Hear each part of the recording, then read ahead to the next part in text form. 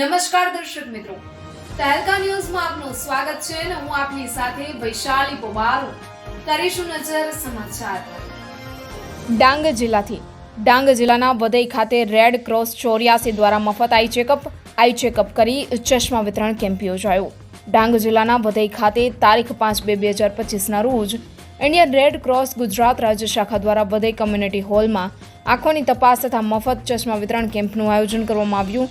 તેમાં Gujarat red cross society chairman Shri Ajaybhai પટેલના vision હેઠળ ગુજરાત રાજ્યના સેવાને આવેલ ડાંગ જિલ્લામાં પ્રવાસે સાથે વઘઈ ખાતે આયોજિત કરી ડાંગના ગરીબ તથા મધ્યમ વર્ગના વ્યક્તિઓને આરોગ્યલક્ષી સેવાઓ મળી રહે તે માટે અનેકવિધ સેવા પ્રકલ્પો થઈ રહ્યા છે.